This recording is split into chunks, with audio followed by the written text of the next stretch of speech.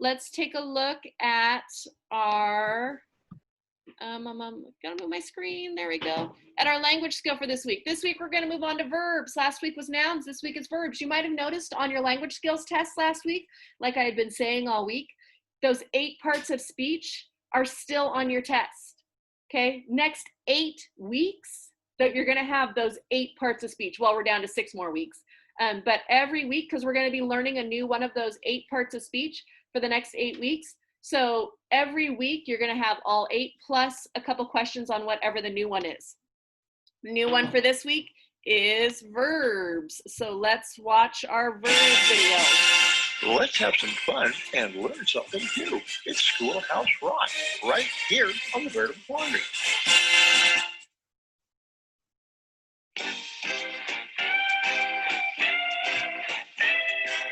I get my thing in action. To be, to see, to feel, to live.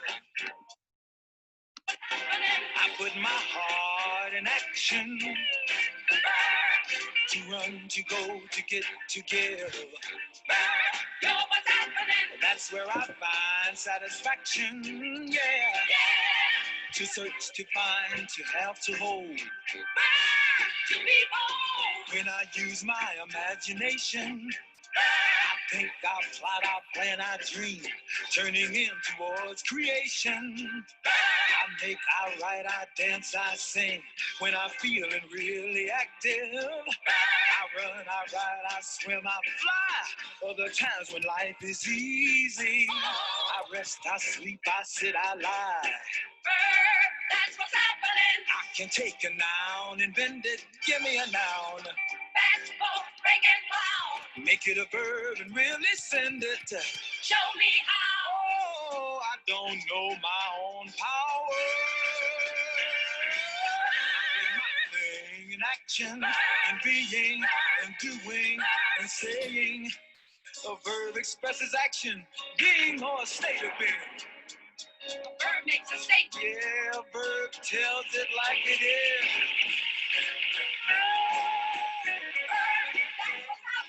I can tell you when it's happening. Past, present, future tense. Tell you more about what's happening. Say it so it makes some sense. Oh, I can tell you who is happening. Verb, you're so intense. Hey, every sentence has a subject. Noun, person, place, or thing. Find that subject, where's the action? Verb can make a subject sing. Take a subject, what is it?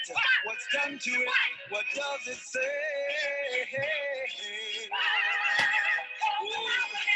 can question like, what is it? I can order like, go get it.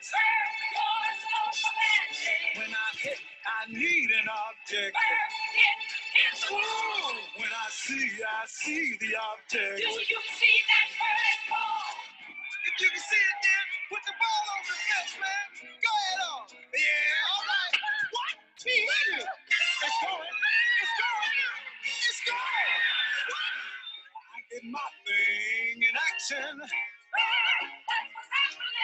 To work, to play, to live, to love.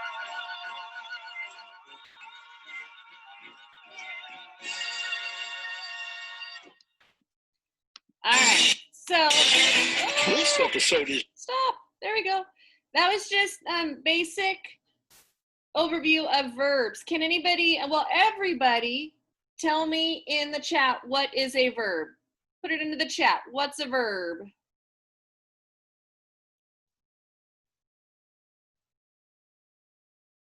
Jackson, you got it. Yep. Oh, here comes Miguel, Anthony, Nikita. I like it. Hazel, yes. Oh, I like how you included that state of being. I see lots of actions.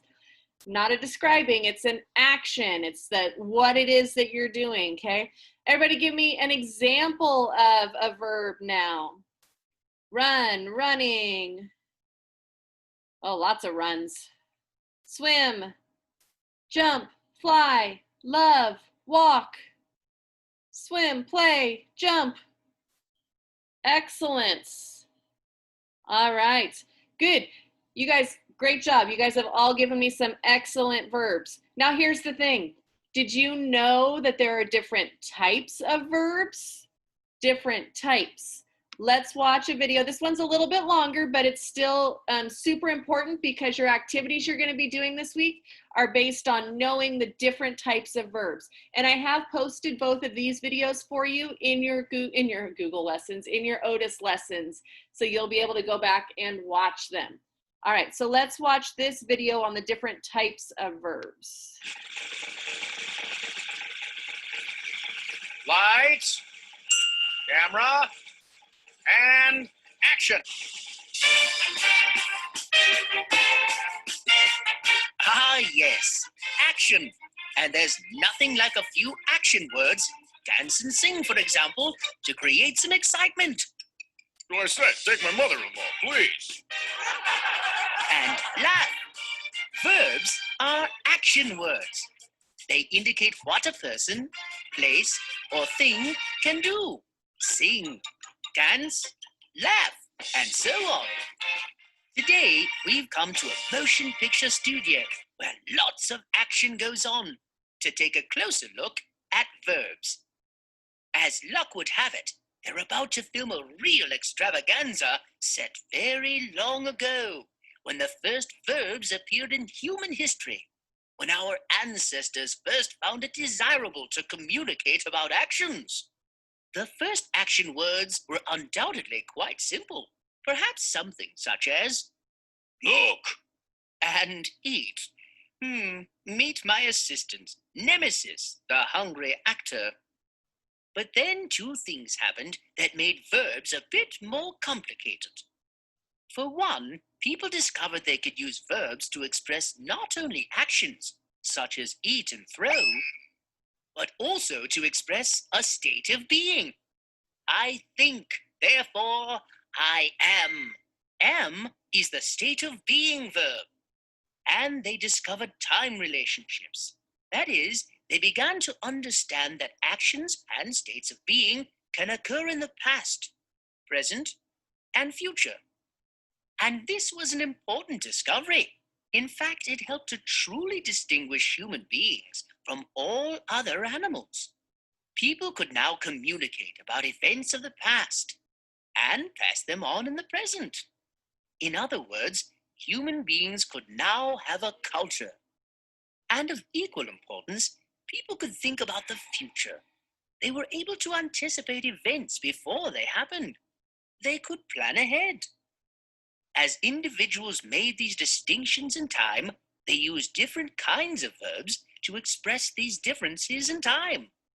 It wasn't enough anymore just to say eat. What one said was, today I eat, or yesterday I ate, or tomorrow I will eat, so that everyone would know whether one was talking about a past, a present, or a future action. Alas, poor Yorick, I knew him well. Which brings us to the matter of tense. Not tense like an actor rehearsing his lines before filming an important scene, but tense in the grammatical sense, as in the specific form a verb takes when expressing a certain time. But how many tenses are there in all? Well, let's see. There's the present tense, the past tense, the future tense, the present perfect tense, the past perfect tense, and the future perfect tense. 6 major tenses, each one expressing a different relation of action to time. All 6 major tenses come from just 3 basic verb forms. We call these basic forms the principal parts of the verb: the present, the imperfect, and the past participle.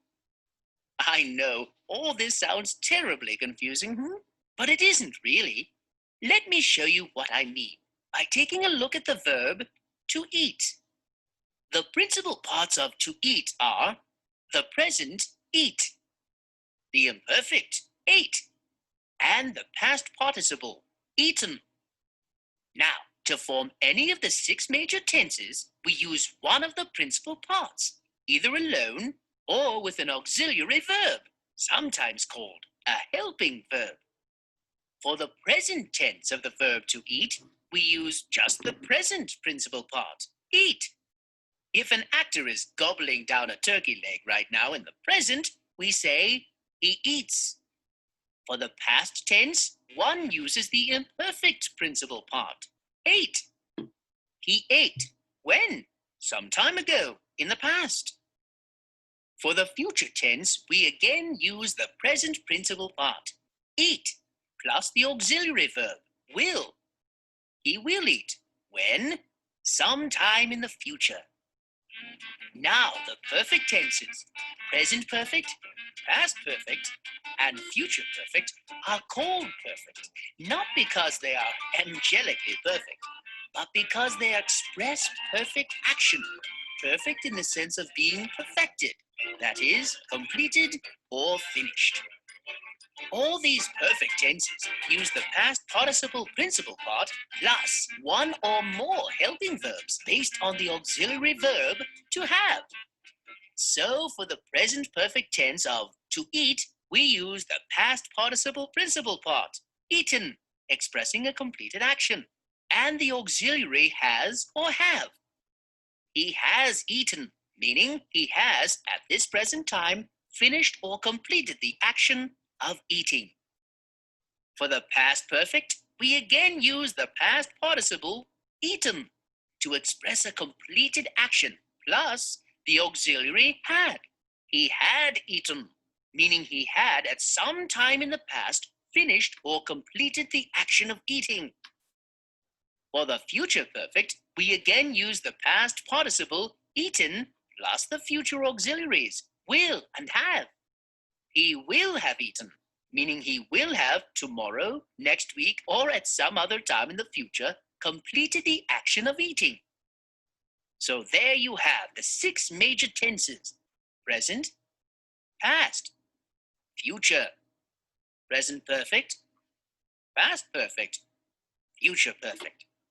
You do understand them all, I hope. Well, let's find out. Just fill in the blanks with the correct verb form in each of these examples.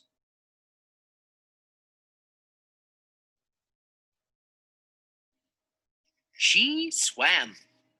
He has fled. They will have marched. Well, there you are. Nothing to it, eh? Oh, no, of course not. Once you know the 3 principal parts of a verb, you can form any of the major tenses you want.